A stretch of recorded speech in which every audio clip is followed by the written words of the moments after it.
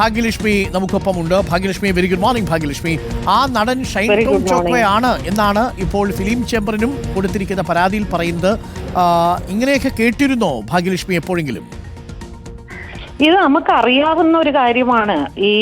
ഇതാരെ കുറിച്ചാണ് പറയുന്നത് എന്ന് വ്യക്തമായിട്ട് അറിയാവുന്ന കാര്യമാണ്. പക്ഷേ അത് പറയേണ്ട ആൾ പറയാതെ നമ്മളാരും അത് പുറത്ത് പറയുന്നത് ശരിയല്ല. പക്ഷേ ഇപ്പൊ പേര് പറഞ്ഞു, ശരി, സമ്മതിച്ചു. ഇത്രയും നാള് ആ കുട്ടിയെ എല്ലാരും കൂടെ ആക്രമിച്ചത് പേര് പറയാനുള്ള ധൈര്യമില്ലേ? പേര് പറ എന്നായിരുന്നല്ലോ. ഓക്കെ, പേര് പറഞ്ഞു. ഇനി എന്താണ് ചെയ്യാൻ പോണത് ഒന്ന് പറയും. ഈ പറയുന്ന സിനിമ എല്ലാ സംഘടനകളും അവളോടൊപ്പം നിൽക്കണമെങ്കിൽ ആ നിൽക്കുന്ന അവരുടെ തീരുമാനമാണ്. ഞങ്ങൾ ഇയാളെ സഹകരിപ്പിക്കില്ല, ഞങ്ങൾ ഇയാളെ വെച്ച് സിനിമ ചെയ്യില്ല എന്ന് തീരുമാനിക്കാനുള്ള തന്റെ ഇടമാണ് സംഘടനകൾ കാണിക്കേണ്ടത്. ഈ പ്രൊഡ്യൂസേഴ്സ് അസോസിയേഷൻ മനസ്സിലാക്കണം, ഞാൻ ഇത്രയും പൈസ മുടക്കിയിട്ട് ഇങ്ങനെ ഈ ഒരാളല്ല, ഇങ്ങനെ പലരുണ്ട്. ഇങ്ങനെയുള്ളവരെ വെച്ച് ഞങ്ങൾ സിനിമ ചെയ്യില്ല എന്ന് പറയാനുള്ള ധൈര്യം, ആർജവം എന്തുകൊണ്ടാണ് ചേംബറോ പ്രൊഡ്യൂസേഴ്സ് അസോസിയേഷനോ കാണിക്കാത്തത്? മാത്രമല്ല മറ്റൊരു കേസിൽ കൊക്കൈൻ ഉപയോഗിച്ച കേസിൽ ഉൾപ്പെട്ടപ്പോൾ തന്നെ അതിൽ വേണ്ടത്ര തെളിവില്ലാത്തത് കൊണ്ട് മാത്രമാണ് അയാളെ വെറുതെ വിട്ടത്.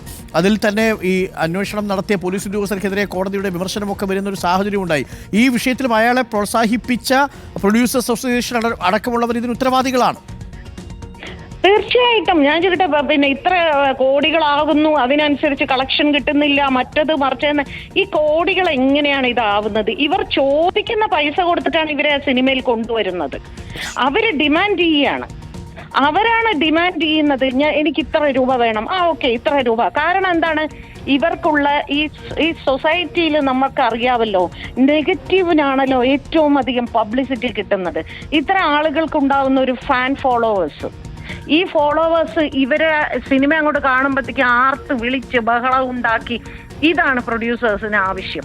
ഇതല്ലെങ്കിൽ ഒ ടി ടിയിൽ ഈ പറയുന്ന ഇവർക്കെല്ലാം വലിയ ഡിമാൻഡ് ഉണ്ട് എന്ന് പറയുന്നു. അപ്പൊ എവിടെയാണ് ഇവർക്ക് കടിഞ്ഞാണിടാൻ പറ്റുന്നത്? ഒന്ന് ആലോചിച്ച് നോക്കുക. അത് കടിഞ്ഞാണിടാമെങ്കിൽ നിർമ്മാതാക്കൾ തന്നെ വിചാരിക്കണം, ഇല്ല, ഞങ്ങൾ ഇനി ഇത്തരം ഇപ്പൊ വിൻസി എടുത്ത അതേ തീരുമാനം ഓരോ നിർമ്മാതാവും ഓരോ സംവിധായകനും ഓരോ നടന്മാരും എടുക്കണം.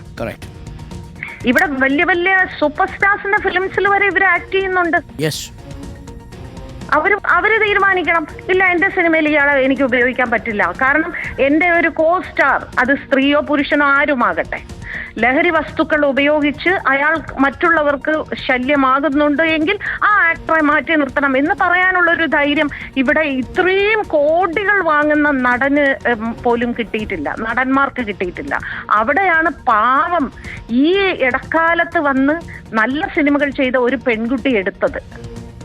ആ പെൺകുട്ടിയെ നമ്മൾ അപ്രിഷിയേറ്റ് ചെയ്യണം. ആ പെൺകുട്ടി ഒരു വളരെ വിപ്ലവാത്മകപരമായ ഒരു തീരുമാനമാണ് ആ കുട്ടി എടുത്തിരിക്കുന്നത്. ആ കുട്ടിയെ സപ്പോർട്ട് ചെയ്യാതെ നമ്മൾ എവിടേക്കാണ് ഈ സിനിമാ ലോകത്തെ കൊണ്ടുപോകുന്നത്?